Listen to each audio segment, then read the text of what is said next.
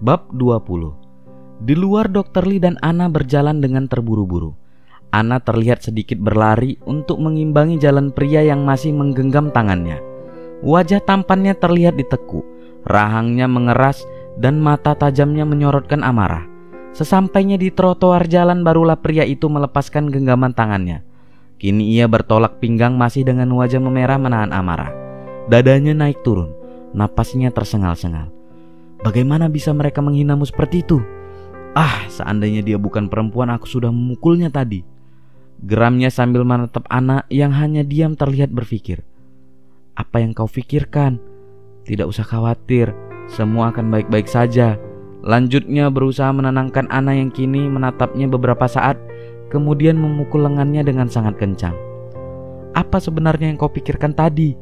Serunya dengan mata tajam menatap pria di hadapannya yang terlihat bingung atas reaksinya. Aku? Hei, aku tadi membelamu. Mengapa kau memukulku? Tanyanya sambil mengelus-elus lengannya dan meringis kesakitan. Tanpa banyak bicara, Anna menghentikan sebuah taksi, lalu masuk ke dalamnya dengan wajah cemberut, diikuti oleh Dr. Lee yang masih terlihat bingung. Sepanjang jalan Anna hanya diam tak bicara sepatah kata pun. Begitu juga ketika sampai ke hotel, dia langsung masuk ke dalam kamarnya tak menggubris panggilan dan pertanyaan Dr. Lee yang terus mengekor di belakangnya. Sampai malamnya Eric dan Jason datang untuk mendengar hasil dari pertemuan hari itu. Dr. Lee telah menceritakan semuanya kepada mereka berdua sebelum mereka datang ke Paris. Eric yang telah mengenal Anna dan Ellie sebelumnya ikut marah ketika mendengar cerita tentang Billy. Dan sekarang bersama dengan Jason, dia mengumpat dan mengutuk ketika Dr. Lee menceritakan apa yang terjadi siang tadi. Dan kau tidak tahu kenapa Anna marah padamu? Tanya Eric. Tidak, jawab Dr. Lee dengan putus asa. Membuat ketiga pria itu terdiam berpikir, memikirkan apa yang menyebabkan perempuan berambut hitam itu sedemikian marahnya hingga tak mau bicara.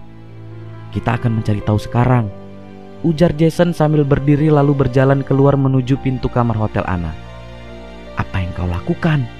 Bisik Dr. Lee ketika menyadari kalau mereka kini telah berdiri di depan kamar hotel yang ditinggali Anna. Bertanya padanya, kenapa dia marah padamu? Jawab Jason. Tangannya sudah siap untuk mengetuk pintu kamar ketika Dr. Lee menghentikannya. Aku sudah bertanya padanya dan dia tak menjawabnya, ucap Dr. Lee masih berbisik dan tangannya kembali menghentikan tangan Jason yang akan kembali mengetuk pintu. Siapa tahu dia akan menjawabnya kalau aku yang bertanya. Jason kembali akan mengetuk pintu tapi kembali dihentikan oleh Dr. Lee. Sebaiknya malam ini kita biarkan saja dia sendiri. Besok aku akan bertanya padanya. Ayo, ujar Dr. Lee sambil berbalik dengan tangan menggenggam tangan Jason karena takut pria itu akan mengetuk pintu kamar. Tapi bukan Jason yang mengetuk pintu itu, melainkan Eric dengan wajah datar tanpa ekspresinya dengan santai mengetuk pintu kamar Anna, membuat Dr. Lee membelalakkan mata tak percaya. Apa yang kau lakukan? Seru Dr. Lee yang hanya ditanggapi Eric dengan mengangkat bahunya santai. Dr. Lee tengah mengumpat dan akan menarik pria dingin itu ketika pintu kamar itu terbuka, memperlihatkan sosok Anna yang telah berganti pakaian dengan pakaian yang lebih santai. Selamat malam Anna, sapa Jason yang langsung masuk ke dalam kamar, diikuti oleh Eric yang menyapanya dengan senyuman miring khasnya, meninggalkan Dr. Lee yang hanya berdiri mematung di depan pintu, lalu tersenyum menatap Anna yang masih berdiri di ambang pintu. Mereka memang tidak sopan, ucapnya sambil cepat-cepat masuk menyusul kedua sahabatnya. Jason duduk dengan santai di salah satu sofa yang berada di dekat jendela. Sedangkan Eric kini tengah berada di balkon menikmati pemandangan malam kota Paris yang romantis, di mana tadi Anna berdiri sambil menikmati pemandangan kota itu. Sedangkan Dr. Lee kini duduk di sofa sebelah Jason. Anna, Soyuk telah menceritakan tentang apa yang sedang terjadi, dan kami di sini untuk mendukungmu. Tenang saja, kau tidak sendiri, ucap Jason yang membuat Eric kini membalikkan badannya menghadap mereka. Begitu juga Anna yang terlihat menghembuskan napas berat lalu duduk di pinggir tempat tidur. Terima kasih, jawab Anna singkat sambil tersenyum tulus membuat mereka ikut tersenyum. Aku dengar kalau kau sangat hebat tadi, puji Eric yang dapat anggukan dari kedua sahabatnya. Aku hanya meluapkan apa yang ada di pikiranku.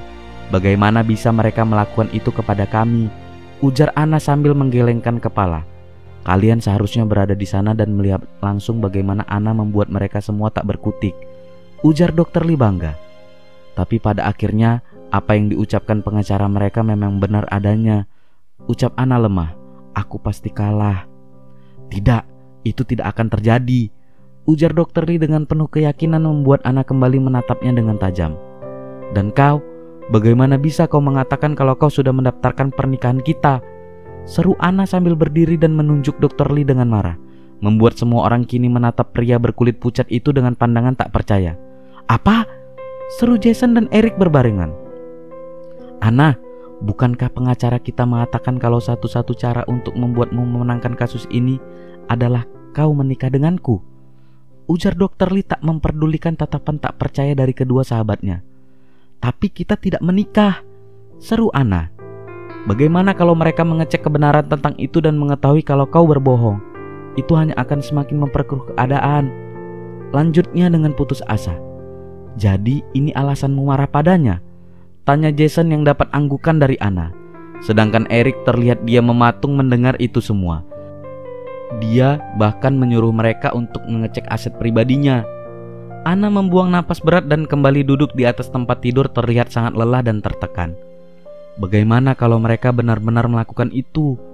Tanya Ana sambil menatap Dr. Lee putus asa. Mereka akan mengetahui kalau kau hanya seorang dokter di sebuah klinik kecil, dan itu pun ngontrak. Lanjut Ana yang terlihat semakin putus asa. Dia belum mengetahui siapa kau sebenarnya?